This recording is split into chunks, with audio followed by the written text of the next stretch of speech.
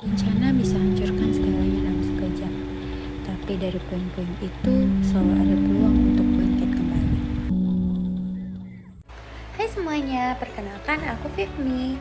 Nah, jadi teman-teman, di video kali ini aku akan membahas tentang topik yang sangat-sangat penting tapi masih sering luput dari perhatian nih teman-teman.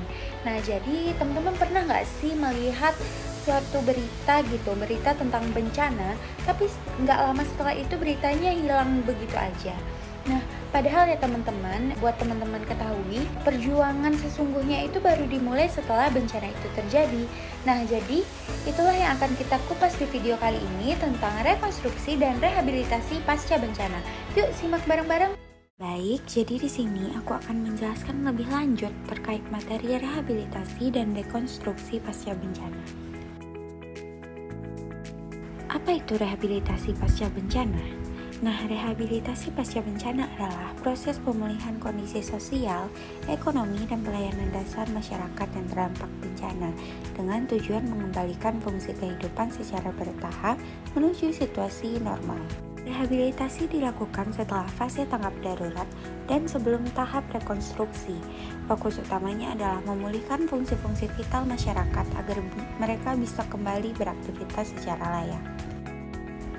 Nah, materi selanjutnya yaitu ruang lingkup rehabilitasi pasca bencana. Nah, ada 3, yaitu yang pertama pemulihan layanan dasar seperti air bersih, sanitasi, listrik, layanan kesehatan, dan juga pendidikan.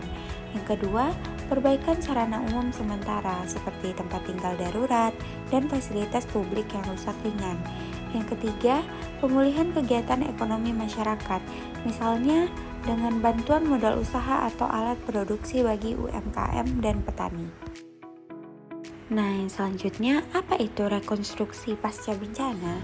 Nah, rekonstruksi pasca bencana adalah proses pembangunan kembali seluruh aspek kehidupan masyarakat dan infrastruktur fisik yang rusak atau hancur akibat bencana dengan tujuan untuk menciptakan kondisi yang lebih baik, aman, dan berkelanjutan dibanding sebelum bencana terjadi. Nah, rekonstruksi ini sendiri dilakukan setelah tahap tanggap darurat dan rehabilitasi.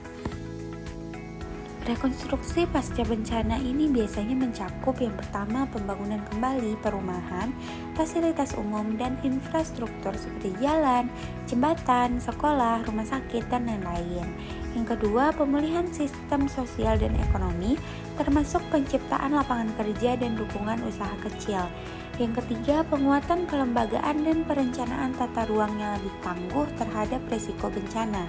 Yang terakhir yaitu penerapan prinsip Build Back Better agar hasil pembangunan lebih tahan terhadap bencana di masa depan.